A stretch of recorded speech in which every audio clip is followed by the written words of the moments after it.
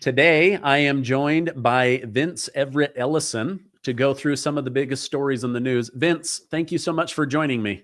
Stephen, it's always a pleasure. Thank you for having me. So, Vince is an author, a speaker, a Christian, a filmmaker. He just has so much great experience. I want to get your thoughts. You knew Charlie Kirk. You went to his memorial. It seemed like it was this beautiful spiritual revival.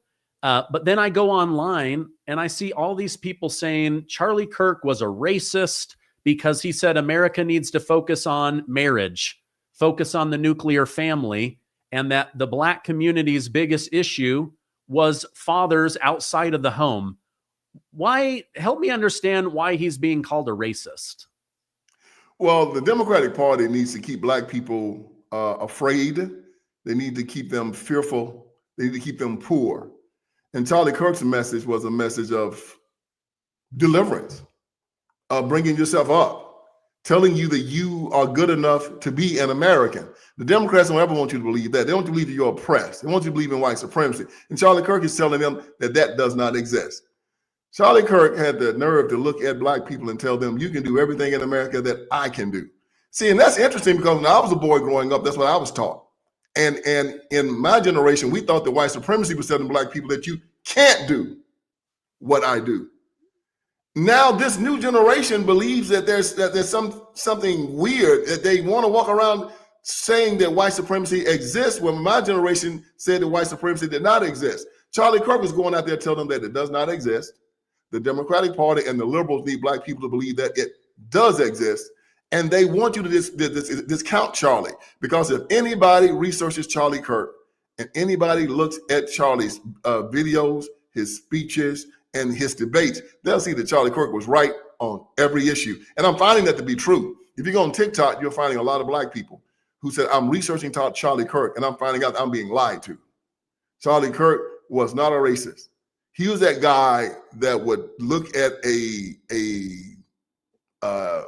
beggar who's on the side of the street, man with all his, he's strong and he's young and he can work. And Charlie's type of guy that walks up to him and says, I'm not going to give you a dime. I'll give you a job. And the beggar gets mad at him. Who do you think you are? You think you better than me? If you want to make somebody angry, you tell them the truth. And that's why they hated Charlie Kirk, because Charlie told them the truth. Okay. You have unique experience with this because you used to work in the corrections facilities with prisoners and things like that. So Charlie Kirk's accused killer is now sitting in jail.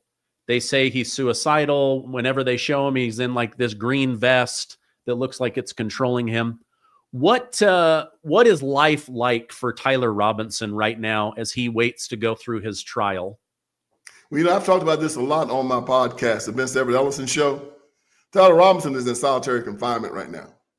Nobody can touch him. He's the most famous inmate in the world right now. And all of these conspiracy theories that are going around about Charlie Kirk, they probably have this guy, he has no shoestrings. He doesn't have any, he had no type of linen on his bed. He's in a suicide-proof cell. They have to keep him alive because they know that he has probably, the most famous assassination since Martin Luther King Jr. This guy's committed. And he's sitting there, he's by himself, he's getting 3 meals a day. He might get an hour of recreation, but he's in his cell alone. And the only person he's talking to every day is either his lawyer or fellow correctional officers who are coming to him and feeding him, making sure he takes a shower, making sure that he can watch television. But as far as him having a great life, no. He's thinking about what he's done, and he regrets it. He wished he had never pulled that trigger. It was the stupidest thing that he could have done. And I'm going to tell you, the left is getting more and more violent.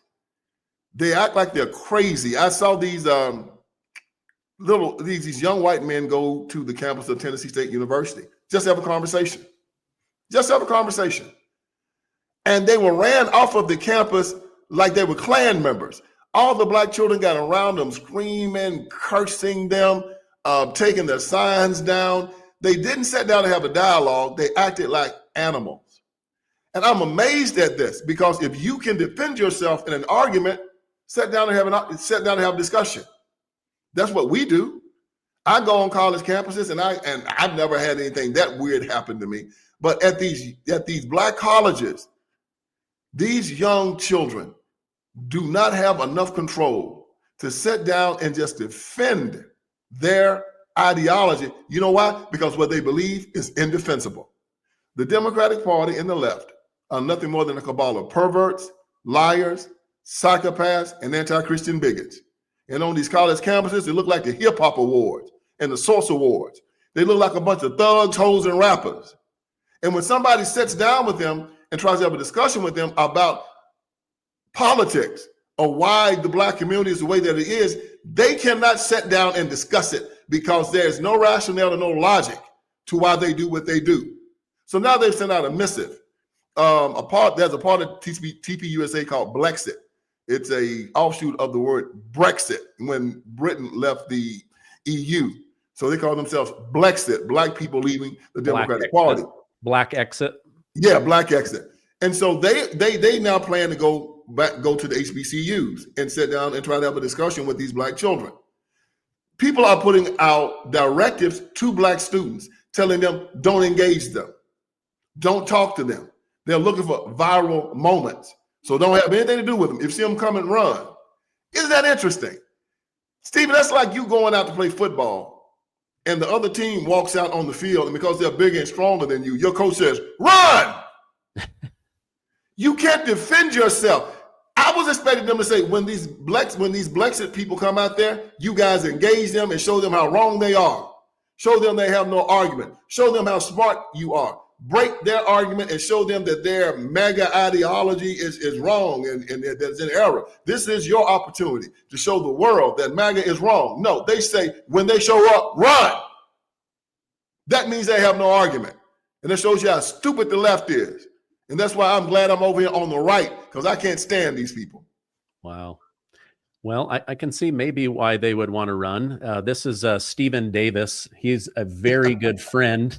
I know Steve well. Steve's a great guy. Of Charlie Kirk. I had him on the show. He is called MAGA Hulk. Yes, he is. His arms, I said to him, those arms have to be fake. They're just so big. He goes, yeah, they're not. They're my real arms. No, they ain't fake. See, Steve is all man. And when I'm around Steve, I said, Steve, I feel very comfortable. I know nobody's going to bother me while me and you walking together, man. Yeah. Yeah, he's a great guy. He's a smart guy. He's going out on those college campuses. And again, all they want to do is talk. What did Marvin Gaye say in the song? Talk to me so we can see what's going on. How can you solve problems, Stephen, unless you're talking? And they don't want to talk because they cannot defend themselves. They're wrapped up in emotion. They're wrapped up in violence. They're wrapped up in anger, envy, and hatred. This is why you can't converse with them. You come to Liberty University, you go to Regent University, you go to Hillsdale College. If you're a leftist, those children will tear you apart. Charlie Kirk went to Oxford. Never been to college. Charlie, tore their asses up. Just tore them up. He had that little, he went to this Jubilee thing with 20 little liberals, just wanting to get at it. Whooped them all. We go, and I go on college campuses all over this country. I went to Fresno State. I've gone to Alabama. I've gone to University of Buffalo. And when I go and I take them all on. And I don't lose a debate. You know why? Because I'm an heir of Jesus Christ. I'm a child of God. I cannot be oppressed. If you believe in DEI, I tell you, yeah, you need DEI because you are inferior. When they start talking about abortion and they start talking about all this crap, I tell them, look, a child should not have to pay for the sins of their mother and their father. You voluntarily laid down and had sex. You knew that if you have sex, you get pregnant. Now you deal with it. That's what we do. And so these children, when you talk to them about accountability, when you talk to them about being an American, when you talk to them about whether or not they are a Christian, when you talk about that it's illogical to believe that the color of a person's skin has any merit when it comes down to whether or not someone's inferior or not, their arguments fall apart. And that's why they don't like having them. Wow. You mentioned violence on the left. Mm. What do you make of this Jay Jones running for attorney general in Virginia? It comes out that he's been texting people about wanting to shoot his political opponent, wants to watch them see the death of their own children. And what does the Democrat Party do? They cheer him on. They Yeah. say, we need to fundraise for this guy. That's crazy to me. What are your thoughts on that? It's par for the course. It's who they are. You saw they celebrated when Charlie Kirk died. AOC, Tlaib, Omar, they didn't even have the respect to send not one person to Charlie Kirk's memorial from the Democratic Party to just say, I might not have agreed with Charlie Kirk, but he had a right to say whatever he wanted to say. This assassination was terrible. The nation needs to come together, and we need to condemn this. They did not send one person. You know why? Because they wanted Charlie Kirk dead. I've told you, and I've told you, and I've told you, this is an evil institution. Now people are beginning to believe me. So Jay Jones goes out there and says he wants to see his opponent killed and shot in the head, wants to see his opponent's children die, and wants the wives to witness their death and watch them bleed out. We had this Brian Thompson guy, the healthcare CEO, shot in the back by this Mangione guy. Man was married with children, killed him. Broad daylight, shot him in the back like a coward and ran off. They tried to kill Trump twice. One was just complete by the grace of God, and one was a great Secret Service agent that happened to be there watching. We look at the violence on the left, and they will tell you that if you disagree with me, we believe that is violence, and we have a right to get retribution. And it's a crazy ideology here, Stephen. And Jay Jones, when it's time for them to prove that this is not true, what do? They double down because they are violent. And we need to understand who we're dealing with here. They are no longer the loyal opposition. They are the problem. They are the traitors. They are the murderers. They are the killers. And I'm afraid if they ever get power again, if they ever get the Justice Department, if they ever get the FBI, the CIA, the NSA, and the National Guard, we conservatives are going to be in serious trouble in this nation. Yeah, it worries me. It really does, because like their sins are coming into the light, right? And they do not want to be held accountable. And they are lying and making up stories and excuses. And I just think if they're not held accountable, it's going to be an amplified repeat that is going to be dangerous for people like us that are trying to share the truth. You mentioned Trump. Let me stick with racism and Trump for a second. So President Trump wants to go into these densely populated Black and Hispanic areas like Memphis, Tennessee, or Chicago, Illinois. The citizens, even the Democrat voters, are saying we need help. Yeah. Our children are being killed. We're being robbed. We can't run our businesses. And yet many Democrat leaders are saying this is the most racist, oppressive thing that a president has ever done. This is just nonsense, isn't it? They know what they're doing. Again, they have to have violence. They have to have hatred. They have to have strife before they can have any power. This great philosopher by the name of Edmund Burke said, when bad men combine, the good men must associate, else they will fall one by one. We see these bad men coming together. We see these evil men coming together. We have to combine together as good men to stop them. We see these terrible, terrible people who are keeping these people in squalor because tyrants cannot live in a virtuous society. They have to drive the people to ignorance and vice before they can succeed. It was John Adams that said, our Constitution is designed for a moral and a religious people. It is wholly inadequate for any other. So what do these tyrants do? They want to drive the people to ignorance and vice because we live in virtue and knowledge, me and you. Oh, but not these cats. They know that they survive through ignorance and vice. The people have to be lazy. The people have to be afraid. The people have to be hateful.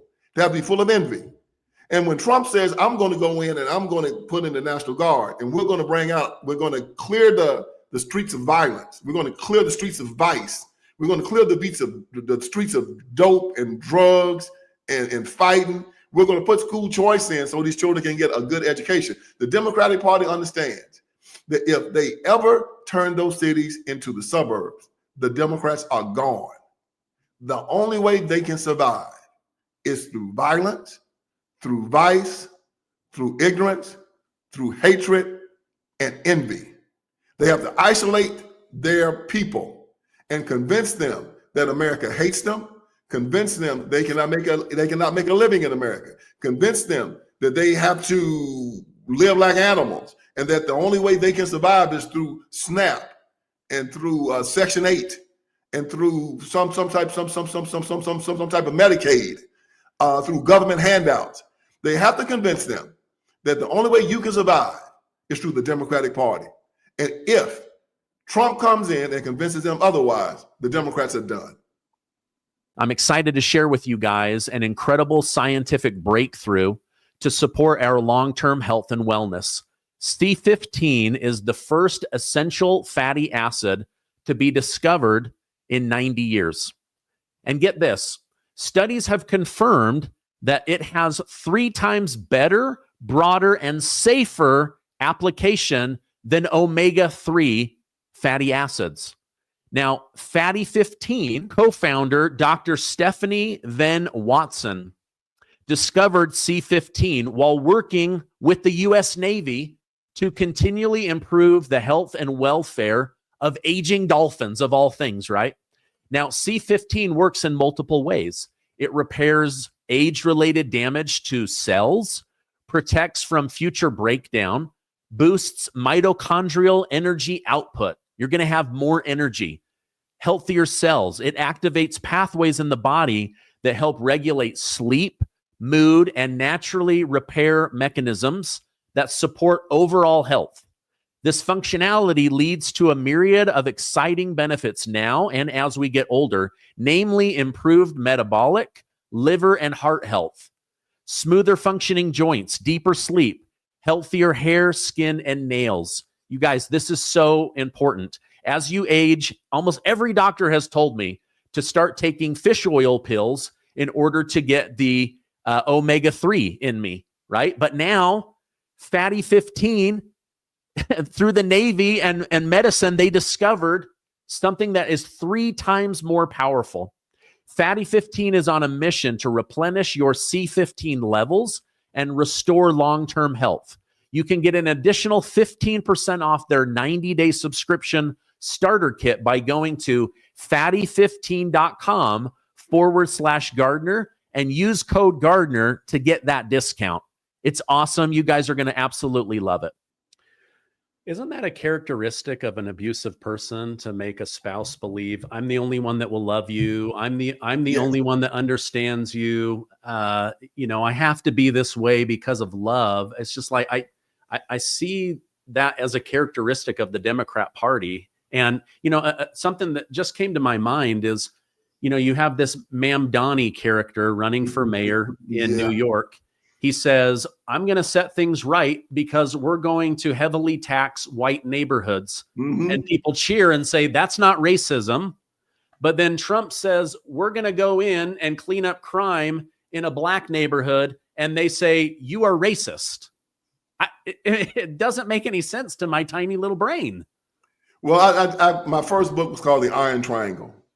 It was given the great distinction of being number 61 of on the list of 100 greatest political books ever written by this great group called the Book Authority. What I said in that book was that the most black preachers, most black politicians, and most black civil rights groups are the problem in the black community. It's not the conservatives, not white conservatives. Most black preachers, most black politicians, most black civil rights workers. And they are working as conduits between rich white liberals like George Soros and the Hollywood crowd to make sure that black people, poor black people, vote for the Democratic Party by hook or by crook. whether it be sold to the polls, street money, bottle of liquor and a pork chop sandwich. This iron triangle gets paid by white liberals in the Democratic Party to make sure that the poor blacks vote for the Democratic Party. So when Donald Trump comes in to try to clean up these black areas, the white liberals tell the iron triangle go into effect. And the black preachers and the black politicians and the black civil rights organizations tell the black community this is racist. They know that is a dog whistle. They'll get them to retract from anything that white conservatives are doing. They say racism, racism, racism. And they expect people to say, I don't want it if it's from a racist. That's running out. You got most of the black community now looking at what Donald Trump is doing, and they're saying, I like what he's doing. Now, the criminals don't like it, but the Democratic Party has had its high watermark. And this is why you see them resorting to violence. This is why you see them resorting to assassination. They have no argument. They've been found out. Shows like yours, shows like mine, shows like April Chapman, shows that are going out there that are telling the people what these liberals and what these Democrats are doing, and they cannot fight it with fact or logic. They have to fight it with violence. So they're trying to resist. But Donald Trump is the right one. He knows how to deal with their type of resistance. Donald Trump called in the National Guard. Donald Trump called in the guns, and they're going to have to back down. Yeah. I saw you brought up a great point. The criminals, they don't want him there, but what about the families that are, working 60 hours a week to put food on the table, or the single mom that's like, listen, I don't want my kids falling into gangs or whatever. Kash Patel said that there's 110,000 gang members in the greater Chicago area. You think they want the National Guard there? You think they want more police presence? Absolutely not. That is a massive number of people. And here's the beautiful thing about it, Stephen. Most of these Democrat liberals would kill MAGA or Christian conservatives if they could. And you have Christian conservatives and MAGA sending the National Guard in to protect these people. The very people that, if they had that call us racist, that call us homophobic, that call us all kind of terrible slurs. What are we doing? We're telling our president, go into those cities and protect those people.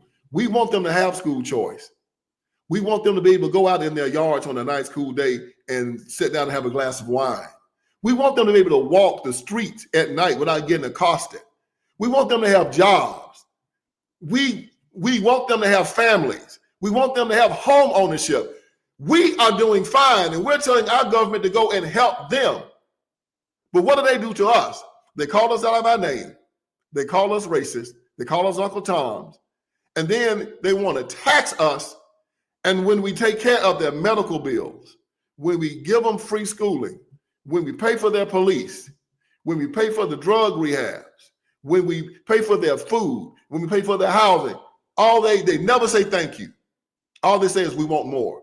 We spent close to $30 trillion on Great Society programs, all to be called racist, all to be called Uncle Toms, all to have them say, I hate America. And nevertheless, with all of that, we still tell our president, go down there, get the drug dealers, get the illegals, run them off the street, and protect these people that hate us. That's the true face of God. Yeah. Yeah. I've seen several TikTok videos of people down in Memphis, and they're like, wow, I can walk the streets at night. Like, yeah, there's a little bit more police presence, but I'm not doing anything bad, so it doesn't really bother me. Exactly. We kind of heard this same thing in Washington, D.C., where people were like, wow, I didn't realize you could live in a city without murder. Yeah. 92% of the people in Washington, D.C. voted against Donald Trump. 92%. Nevertheless, he sent the National Guard in to take care of them. You have about maybe 80%, 85 voted against Trump in Memphis. Nevertheless, Trump is sending the National Guard in to keep these people safe. You ask the question, why would he do that? Why would he risk it?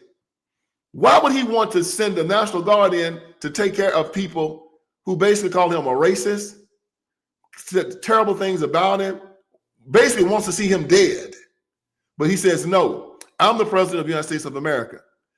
And the MAGA movement, the good Christian people of America, want to protect their fellow citizens. And even though you hate us, we're going to do it. Why? Because it's the right thing to do. It's a Christian thing to do. Jesus said, pray for your enemies. Do good to those that hate you. Do good to those that do you wrong, that lie on you, that falsely accuse you. And right now we're showing who we really are. And who knows, Stephen, it might result in people turning our way and saying, you know what, those people are all right. We should stop being so mean to them. We should stop being so covetous and so envious and so hateful toward them. Well, whether it does or whether it doesn't, we're still going to do the right thing. Because in other countries, when you have a segment of the population that hates the people that are in power, yeah, they usually send those National Guard down in there not to help you, but to lock you up, to throw you in prison, to destroy you. But no, we're sending our people down there to protect them. And that's the right thing to do. And I applaud the president for doing it. Yeah. I've noticed President Trump used to wear a red tie a lot. You can look this up, but I've noticed more and more he's been wearing a purple tie. And it's kind of interesting because Biden said, I want to be the great unifier. I want to be the president for everybody. But then every speech was about how bad Republicans were and how MAGA was the greatest threat to democracy. But you don't see Trump saying that, but you do see him behaving like somebody who wants to be president for everyone. He's wearing this purple tie as if to symbolically say, I'm for the red and the blue. I'm just trying to be the president for Americans. I want to make America great for Democrat children, for Republican children. They're trying to figure out the autism, the vaccine stuff, the medical stuff, the school choice. I don't know. I see him in his actions trying to be a president for everybody. I agree. He's looking at who needs it most. You know, he says, yeah, we have to get jobs here in the United States of America. We have to bring the car manufacturers back. We have to bring the factories back. But then he says, okay, when we bring them back, who's going to work them? So now we got to get the American public prepared to go into these factories, to do these jobs. We're running these illegals out. Okay, who's going to do the work? We're going to have to do the work. And this is why when you talk about the budget now and how the Democrats have shut down the country, Trump is saying, look, people aren't stupid. If you give them money not to work, they're not going to work. But if we pull back some of this stuff and tell them, no, there's a job out there for you, take the job. Well, I don't want to work in the fields. If you get hungry enough, you'll work in the fields. I worked in the fields when I was young. Yes, there is honor in work. And so we don't need to bring other people from all over the world to do jobs for Americans. Americans will do these jobs. They're going to be good factory jobs. There are going to be jobs in the fields. There's going to be jobs in agriculture. There are going to be jobs cleaning up these cities. But Americans are going to have to do them. But Democrats want to pay Americans and sit down on their behinds and do nothing because they know that if the people in these ghettos ever start making money from the sweat of their brow, they're going to start looking at their check stubs and they're going to start seeing how many taxes are coming out of their checks. Then they're going to say, we don't need government any longer. We can do this on our own. The great C.S. Lewis says that whenever you have more government, Christianity, it gets smaller. But when you have less government, Christianity gets larger.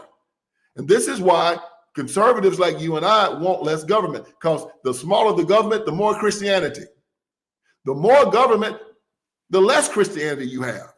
And this is why when you go into into the suburbs of America, you see calmness, you see families, you see Christian ethics, you see people living together, loving one another, hardly any crime. Because there's small government in the suburbs. Go into the inner city where everything is government, from the police to the Medicaid to the SNAP to the schools. Everything is government. There's crime. There's dysfunction everywhere. You know why? Because you have so little Christianity. And again, we go back to what John Adams said. This Constitution was designed for a religious and a moral people. It is wholly inadequate for any other. And these leftists and these Democrats want to run Jesus Christ out of everything. They want to use the public education system to sexually groom the children. They believe in 9-month abortion. They believe in castrating little boys and calling them little girls, giving double mastectomies to little girls and calling them little boys. They believe in having these open borders that bring over sex trafficking, drugs trafficking, human trafficking, fentanyl on the street that's killing 100,000 Americans a year. They know this. They know that STDs and AIDS are running rampant inside the Black community. They know this in the inner cities. They know it. They don't care. You know why? Because in those areas, they keep their power, and they're not going to change anything to stop it. Donald Trump is coming into those cities, and MAGA is coming in to show these people there is a better way of living. You can live like an American if you just vote the right way. The Democrats are scared to death. I think we got them on their back foot. And if we keep going forward, we're going to knock them out. Yeah, I agree. I think we have a unique opportunity to take control of the government for a couple of decades. I hope the Republicans will have the courage to do what they need to do. Vince, I always enjoy speaking with you. If people want to catch you online, where should I point them? Tell them to go to the Vince Everett Ellison Show on YouTube.